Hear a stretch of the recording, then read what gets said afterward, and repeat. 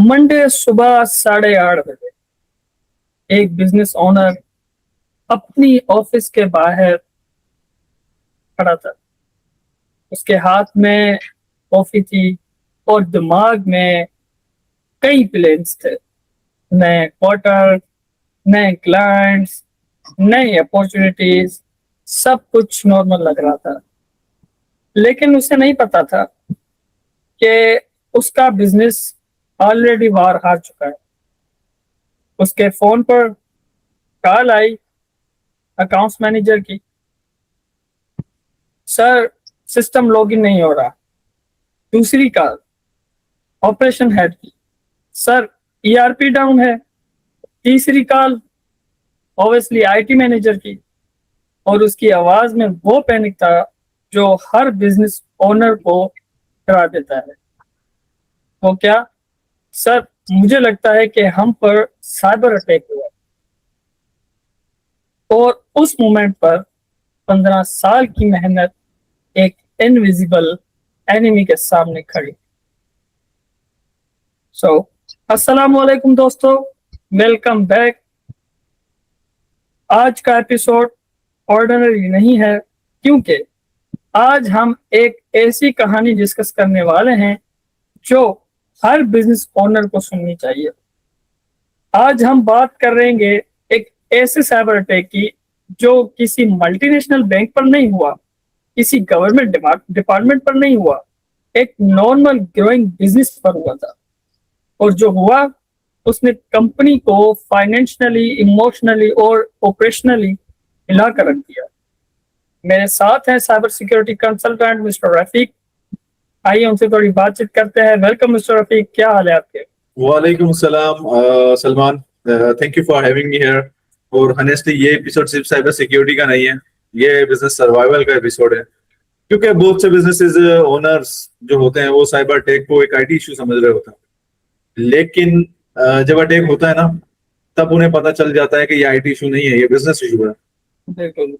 तो मिस्टर रफीक, चलें शुरू करते हैं आज की हमारी स्टोरी। तो हमें ये बताएं कि कंपनी किस टाइप की थी?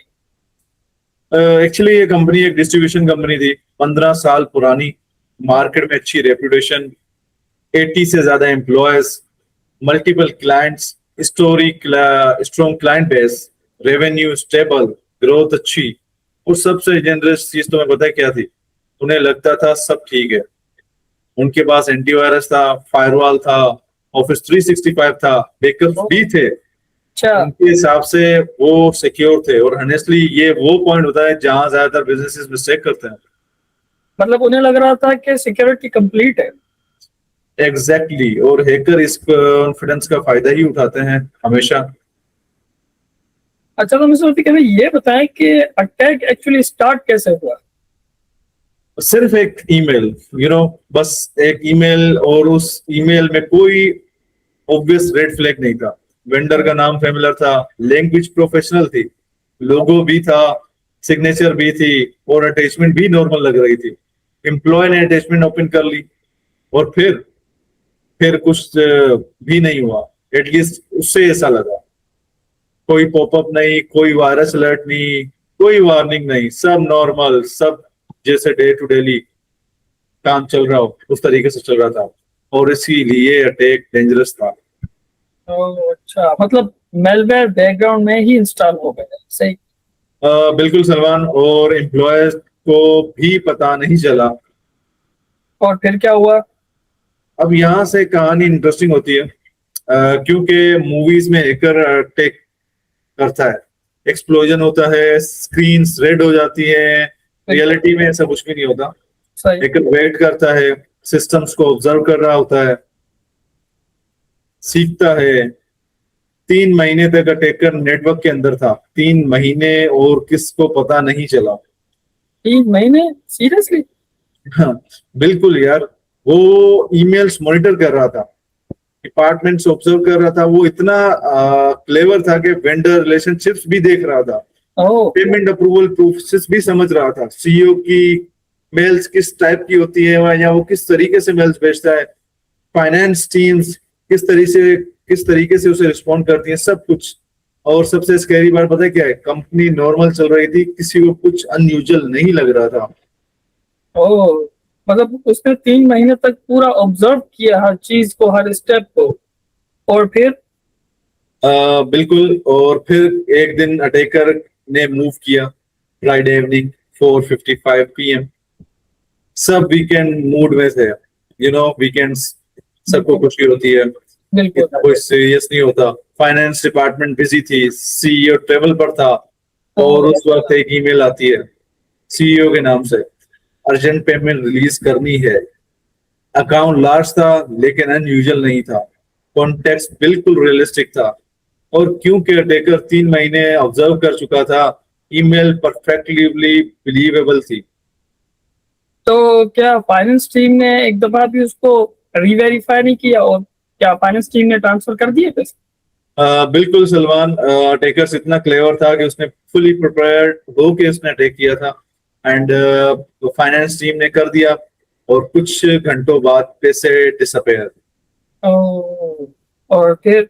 सबसे स्केरी चीज, इनिशियली किसी को कुछ पता ही नहीं चला, वीकेंड आ गया, ऑफिस बंद, सब घर चले गए, अटैकर का काम कंप्लीट, और मंडे मॉर्निंग क्यूओस स्टार्ट हो जाता है।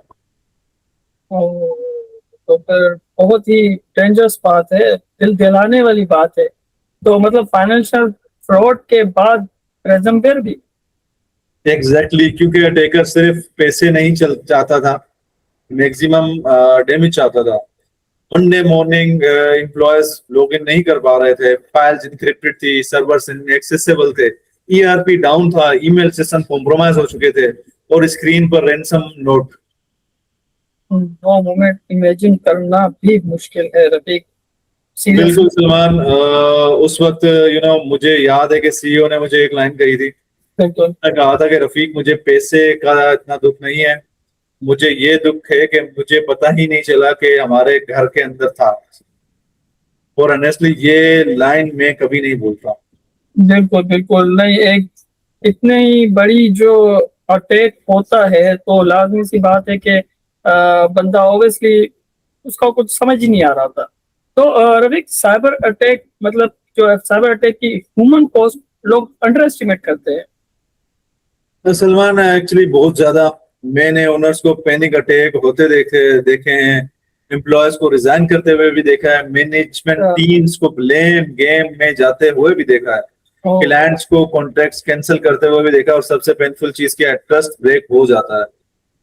बिल्कुल रफीक, बिल्कुल ट्रस्ट रिबिल्ड करना वो बहुत डिफिकल्ट चीज है, बहुत डिफिकल्ट। और अगर हो ही इसी तरीके से किसी कंपनी के ऊपर अटैक हो जाए, और वो ऐसी फास्ट ग्रोइंग कंपनी है, स्टेबल कंपनी है, उसके साथ ये हो जाए, तो जो है ट्रस्ट रिबिल्ड करना बहुत डिफिकल्ट है। एग्जैक्टली सलमान, सिस्टम रिकवर हो जाता है, फाइल्स रिकवर हो जाती हैं, लेकिन ट्रस्ट ट्रस्ट मंथ्स या ईयर्स लेता है। बिल्कुल बिल्कुल। मतलब एक मिसकॉन्सेप्शन ये भी है कि हैकर सिर्फ बड़ी कंपनीज को अटैक टारगेट करते हैं, क्या ये बात सच है? यार, ये एक मिथ है, ऐसा कुछ भी नहीं है। एक्चुअली एसएमईज, बहुत जो small and mid size businesses होते हैं, वो अट्रैक्टिव टारगेट्स होते हैं हैकर्स के लिए। क्यों? क्योंकि सिक्योरिटी लिमिटेड होती है, मॉनिटरिंग वीक होती है, डेडिकेटेड सिक्योरिटी टीम नहीं है, और अवेयरनेस लो है, और हैकर्स को इजी मनी पसंद होता है। क्यों नहीं, सबको ही पसंद है, सब भी चाहते हैं कि हमें मनी मिले, और हैकर्स तो बस इसी ताड़ में होते हैं कि उन्हें इस तरीके का कोई बिजनेस मिले, या स्मॉल और मिड साइज। क्योंकि बड़ी कंपनीज के पास तो स्ट्रेटजीज होती हैं, बड़ी बड़ी टीम्स होती हैं, बड़े बड़े टूल्स होते हैं, but small and mid size businesses के पास कोई ऐसी प्रोफेशनल टीम नहीं होती, एक दो लोग काम कर रहे होते बैक एंड में, वो भी आईटी के। हाँ, लाजमी सी बात है कि एक स्मॉल या मिड साइज बिजनेस है, उसके बाद इतनी रिसोर्सेज भी नहीं होती जो वो बड़ी टीम हायर कर सके फॉर सिक्योरिटी के लिए। तो लाजमी सी बात है उनके पास एक दो एम्प्लॉयज होंगे जो आई टीम के, जो सिक्योरिटी मैनेज करते होंगे। तो चले रफीक, हमें कोई ऐसा इंसिडेंट बताएं जो फनी भी हो और स्कैरी भी हो। कोई ऐसा फनी इंसिडेंट आपकी लाइफ में हुआ हो? यार, ये फनी कहूँ या स्ट्रेंज कहूँ, क्योंकि एक कंपनी में सिक्योरिटी ऑडिट कर रहा था मैं। अच्छा। तो मैंने पूछा पासवर्ड पॉलिसी क्या है, मैनेजर कहता है स्ट्रॉन्ग है। मैंने अच्छा। पूछा एग्जांपल, कहता पाकिस्तान 1 2 3।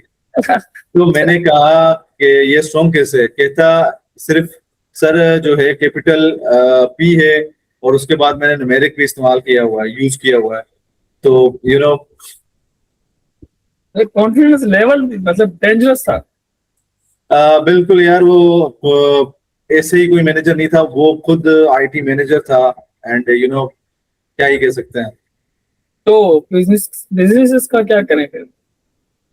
सबसे पहले सलमान देखो, किसी भी अटैक के लिए ना हमें सबसे पहले विजिबिलिटी चाहिए। हमें पता होना चाहिए कि हमारे बैकएंड में ये हुआ है या किस तरीके का कोई अटैक हुआ है, कोई मेलवेयर इनफेंट्स या कोई ऐसा टिकट जनरेट होना चाहिए जो हमें पूरा सिस्टम को हमारा विजिबल रखे। क्योंकि जो नजर नहीं आता उसको प्रोटेक्ट कर ही नहीं सकते हम एक्चुअली। बिल्कुल तो और यहाँ मॉडर्न प्लेटफॉर्म की इम्पोर्टेंस आती है, जैसे कि कोरो जो हमारी कंपनी के पास है, जो हम क्लाइंट्स को कोरो की सर्विसेज देते हैं। तो कोरो जो है वो all in one cyber security platform है। हमारी ऑडियंस को ठीक आप सिंपल लैंग्वेज में बता सकते हैं कोरो क्या है?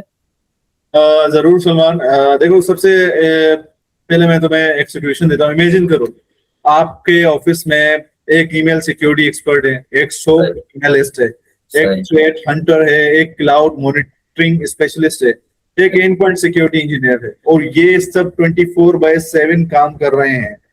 एसएमईज अफोर्ड नहीं कर सकती ये चीज, इसलिए पूरा डिजाइन हुआ है। पूरा 24/7 आपको बैकएंड में कवर अप दे रहा होता है, और all in one security platform है कि आपके एंड पॉइंट्स को प्रोटेक्ट करता है, आपके ईमेल्स को प्रोटेक्ट करता है, क्लाउड सिक्योरिटी को प्रोटेक्ट करता है, आपके नेटवर्क को, आपके वीपीएन को, हर चीज को ये प्रोटेक्ट कर रहा होता है, और वो भी 24/7। अच्छा। और अगर कंपनी के पास कोरो होता है तो 3 महीने फॉर एग्जाम्पल उस कंपनी जिस पे अटैक हुआ तब हैकर विजिबल नहीं रहता, सिस्टम अनयूजुअल एक्टिविटी आइडेंटिफाई करता, ईमेल एनोमलीज डिटेक्ट करता, यूजर बिहेवियर मॉनिटर करता, इवन के क्लाउड लॉगिन ट्रैक भी करता, और मैनेजमेंट को विजिबिलिटी मिल जाती। एंड सिंपल इज दैट कि अटैक स्टार्ट होने से पहले ही रेड फ्लैग्स मिल जाते हैं और विजिबिलिटी होती है और हम उस चीज को रोक सकते थे। बिल्कुल, मतलब गेम ही चेंज हो जाती है। बिल्कुल कंप्लीटली ये गेम पूरी की पूरी चेंज हो जाती है, क्योंकि साइबर सिक्योरिटी में सबसे वैल्यूएबल चीज प्रोटेक्शन नहीं, विजिबिलिटी है। बिल्कुल बिल्कुल बिल्कुल बिल्कुल बिल्कुल।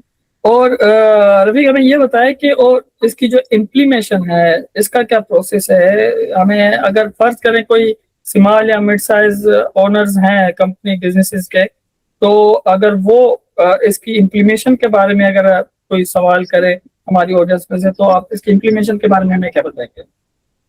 सलमान वेरी सिंपल, इसलिए ब्लू क्यूबिट कंसल्टिंग सिर्फ सॉफ्टवेयर सेल नहीं करता, हम बिजनेसेस के एनवायरनमेंट को समझते हैं, रिस्क असेसमेंट करते हैं, सिक्योरिटी गैप्स आइडेंटिफाई करते हैं, कोर डिप्लॉय करते हैं, मॉनिटरिंग सेटअप करते हैं, और इंश्योर करते हैं कि बिजनेसेस ब्लाइंड ना रहे, क्योंकि ब्लाइंडनेस बिजनेस सिक्योर बिजनेस नहीं होता।